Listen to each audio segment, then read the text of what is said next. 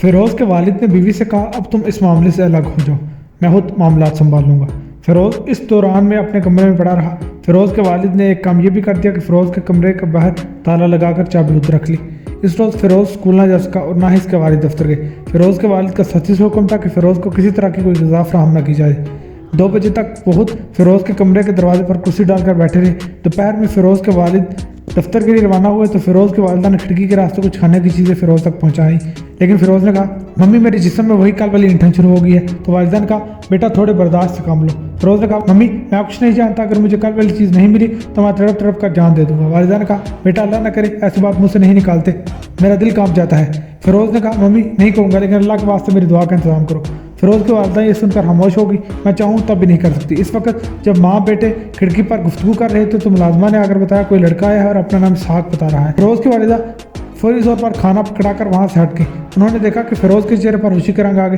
फ़िरोज़ की वालिदा drawing room में आ गई जहाँ इसहाक इनका मुंतज़िर था। फ़िरोज़ की वालिदा को देखते ही इसहाक ने एक छोटी सी पुड़िया इनकी जानिब बढ़ाई और कहा, इसमें एक डोज है जिसे लेते ही फ़िरोज़ की हालत में बेहतरी आ जाएगी। फ़िरोज़ की वालिदा ने इसहाक से पुड़िया ली और बेटे की कमरे की खिड़की की जानिब बढ़ गई और इसे पकड़ाकर फौरी तौर पर ड्राइंग रूम में वापस आ गई और इसहाक से पूछा, ये पुड़िया तुमने कहाँ से हासिल की?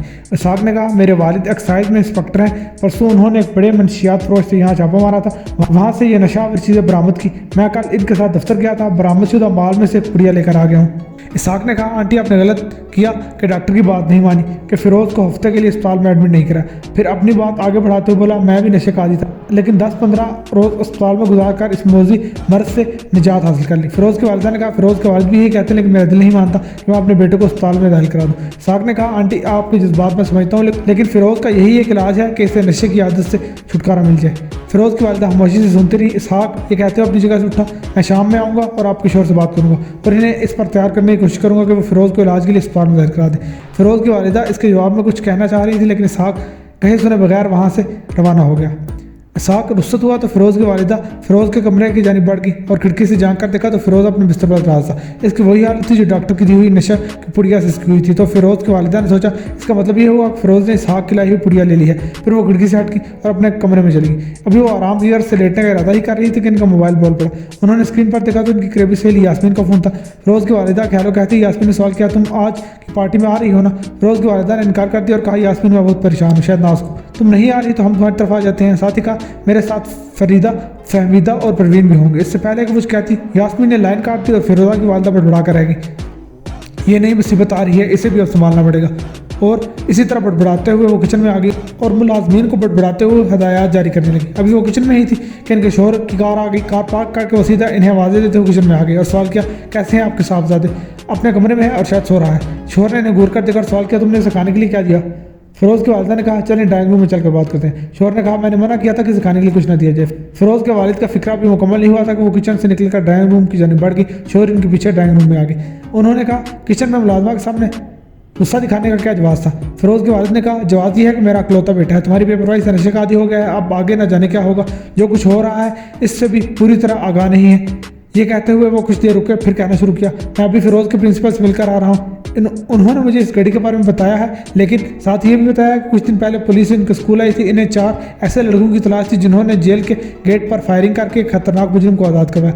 फ़िरोज़ के वालिद की बात मुकम्मल हुई तो बीवी शोर पर फट पड़ी, घड़ी वाले मामले की मैं ऐनी शाहिद हूँ। जिस टीचर ने इल्ज़ाम लगाया था कि स्टाफ रूम से इसकी घड़ी चोरी हुई थी, इसने मेरी मौजूदगी में आकर बताया कि इसकी घड़ी बाथरूम से मिल गई है। लेकिन आपका मसला ये है कि कहीं कैद पड़ जाए या सलाब आ जाए, आपका जिम्मेदार इस इकलौते बेटे को ही ठहराते हैं। बात शायद मजीद बढ़ती, लेकिन इसी वक्त गेट पर मौजूद चौकीदार ने आकर इतला दी कि यास्मीन साहिबा चंद खवातीन के साथ आई हैं।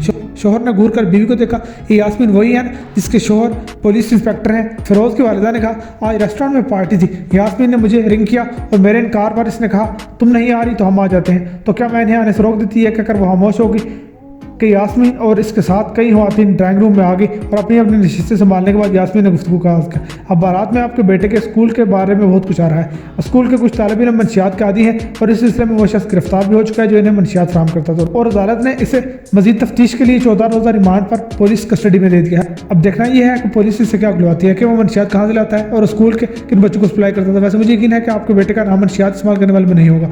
यास्मीन का फिक्रा मुकम्मल हुआ तो फ़िरोज़ के वालिद बोल उठे, फिरोज़ क्यों कर इन मामलात में शामिल हो सकता है? इसका शुमार तो स्कूल के बेहतरीन तालिब इल्मों में होता है। वो हर साल अपनी क्लास में पहली 3 पोजीशनों में से एक पोजीशन लेता है। इनका फिक्रा मुकम्मल होता। भाई साहब, ऐसी बात नहीं है कि नशा इस्तेमाल करने वाले तालिब इल्म ज़हीन नहीं हो सकते। फिरोज़ की वालिदा ने हैरत से नहीं देखा, तुम कहना क्या चाह रही हो? फरीदा ने जवाब दिया, मेरी बहन की बड़ी बेटी मलिहा आइस का नशा करने लगी थी, लेकिन साथ ही कॉलेज की बेहतरीन स्टूडेंट भी थी। इंटर में बोर्ड में तीसरी पोजीशन थी और अब मेडिकल कॉलेज में सेकंड ईयर की तलबा है।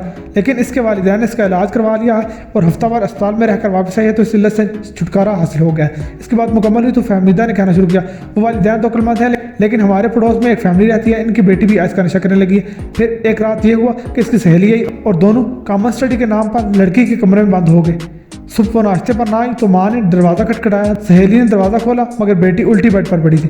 माँ ने सहेली से मालूम किया तो इसने कहा, आंटी मैंने भी इसे उठाने की पूरी कोशिश कर ली है, लेकिन इसके हालत में कोई फ़र्क नहीं आया। इस पर लड़की के वालिद ने इसे गोद में उठाया और एक बड़े अस्पताल में ले गए, जहाँ डॉक्टर ने बताया कि इसके इंतकाल को 5 घंटे हो चुके हैं और दिल बंद होने की असल वजह यह थी कि इसने आइस की ज़्यादा मुख्तार ले ली थी। बाप बेटी की लाश को लेकर घर आया और सहेली से पूछताछ शुरू हुई तो इसने इतराफ़ कर लिया कि रात हमने आइस के डोज लिए थे। मैंने इसे रोकना चाहा मगर इसने मेरी बात नहीं सुनी और डोज लेना जारी रखा। फैमिली के दीगर लोगों का ख्याल था कि सहेली के खिलाफ रिपोर्ट लिखवानी चाहिए, लेकिन लड़की के दादा जो पुलिस में रह चुके थे उन्होंने इसकी मुखालफत की और कहा, सहेली का जुर्म क्या बताओगे? पूरी फैमिली ठंडी पड़ गई और तदफीन के अमल की तैयारी शुरू हो गई। फहमीदा ने अपनी गुफ्तगू को इख्तिताम तक पहुंचा तो फिरोज़ की वालिदा के चेहरे का रंग बदल चुका था। चाय और नाश्ते के बाद हुआती नुस्रत हो गई। फिरोज़ के वालिद ने बीवी को साथ आने का कहा और फिरोज़ के कमरे की जाने पड़ी। फिरोज़ की वालिदा इनके पीछे थी। उन्होंने पहले बाहर का ताला खोला, दरवाजे पर खटपट की आवाज़ें सुनकर फिरोज़ भी उठ बैठा। फिरोज़ के वालिद कमरे में दाखिल हुए और भीड़ से कहा, कुछ खाने के लिए ले आओ, मैं अपने बेटे के साथ खाऊंगा। फिरोज़ की वालिदा इस तब्दीली पर कुछ कहे बगैर कमरे से निकल गई। फिर जब वो ट्रे लेकर कमरे में आए तो बाप ने बेटे को गले से लगाया हुआ था और कह रहे थे, बेटा मुझे माफ़ कर दो, आज से तुम मेरी निगरानी में रहोगे। मैं चाहता हूँ कि स्कूल के बाद तुम मेरे दफ्तर आ जाया करो। फिरोज़ ने कुछ हिचकिचाते हुए कहा, मगर डैडी, लेकिन इसके वालिद ने इसका फिक्रा मुकम्मल नहीं होने दिया और कहा, मेरा ड्राइवर तुम्हें स्कूल से लेने पहुंच जाएगा, कल से मैं ही डॉक्टर से रब्ता करूँगा और तुम्हारा इलाज शुरू करवाऊंगा। इसके बाद ये सिलसिला शुरू हो गया। फिरोज़ स्कूल से वालिद के दफ्तर चला जाता, वहीं से स्कूल का होमवर्क भी करता।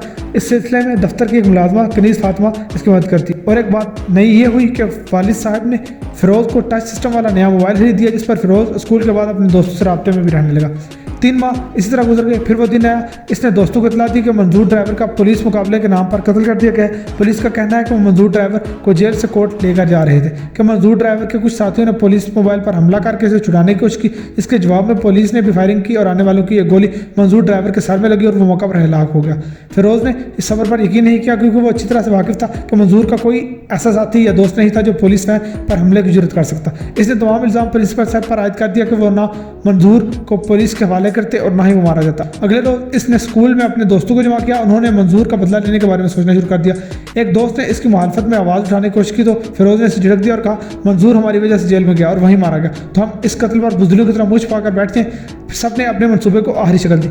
वहीं फिरोज़ ने दोस्तों को बताया कि वालिद साहब के दफ्तर में डॉक्टर आता है और वो इसका इलाज भी कर रहा है और इसे इस इलाज से फ़ायदा भी हो रहा है। अब वो अगर नशा ना भी करे तो फ़र्क नहीं पड़ता। 2 रोज़ तक इसहाक ने प्रिंसिपल साहब की रैकी की कि वो कब स्कूल से घर जाने के लिए निकलते हैं। फिर वो दिन भी आ गया जिस रोज़ इन लड़कों ने अपने मनसूबा को अमली जामा पहनाना था। इस रोज़ फिरोज़ ने अपने वालिद के ड्राइवर को वापस कर दिया कि वो उसे अपने दोस्त की सालगिरह में शिरकत करनी है और वो सालगिरह के बाद सीधा घर पहुंच जाएगा। इस मनसूबे का खालिक और हदायतकार फिरोज़ ही था। फिरोज़ की तमाम प्लानिंग इसकी रैकी की बुनियाद पर थी जो इसके दोस्तों ने की थी। खुद फिरोज़ भी इस मनसूबे को तकमील तक पहुँचाने में शरीक था। फिरोज़ ने एक शाम अपने वालिद से यह कहकर स्कूल आया था कि मेरी एक अहम कापी स्कूल में रह गई है। इसे मालूम था कि कार का ड्राइवर इसका वालिद का खास आदमी है। इसहाक की रैकी पर उसने पूरी तरह एतमाद नहीं किया था।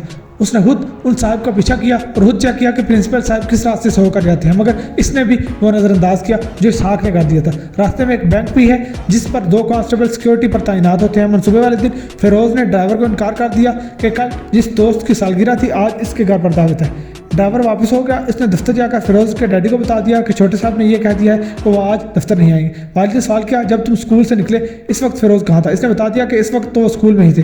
फिरोज़ के वालिद ने कहा, मुझे इसके स्कूल लेकर जाओ, मैं देखता हूँ वो कैसे नहीं आता। ड्राइवर अपने साहब को लेकर स्कूल की तरफ चल पड़ा, लेकिन अभी वो स्कूल नहीं पहुंचे थे कि रास्ते में इन्हें फायरिंग की आवाज़ सुनाई दी।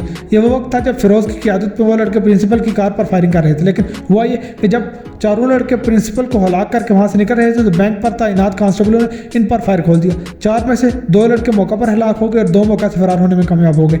लेकिन चंद घंटों बाद मसूद और इसका साथी भी गिरफ्तार हो गए, जबकि हलाक होने वालों में फिरोज और इसहाक थे। फिरोज के वालिद ने फायरिंग का सुनकर कार रुकवा दी। फिर जैसे ही फायरिंग की आवाज़ आनी बंद हुई, वो कार से उतरकर उस जानिब बढ़े जहाँ लोग जमा थे। वहाँ खून का एक तालाब बना हुआ था, लेकिन जैसे ही इनकी नज़र अपने बेटे की लाश पर पड़ी तो वो बेहोश होकर गिर पड़े। ड्राइवर ने इन्हें उठाकर कार की पिछली सीट पर लिटा दिया और इस दौरान ड्राइवर भी फिरोज की लाश देख चुका था। जब पुलिस वहाँ पहुंची तो इसने तमाम मामला निपटाए और इन्हें यह भी बताया कि ये लाश हमारे छोटे साहब की है और ये उनके वालिद कार की पिछली सीट पर बेहोश पड़े हुए हैं। इसके बाद के वाकयात बिल्कुल आम से थे। पोस्टमार्टम हुआ और लाश घर पर लाई गई और फिर तदफीन कर दी गई।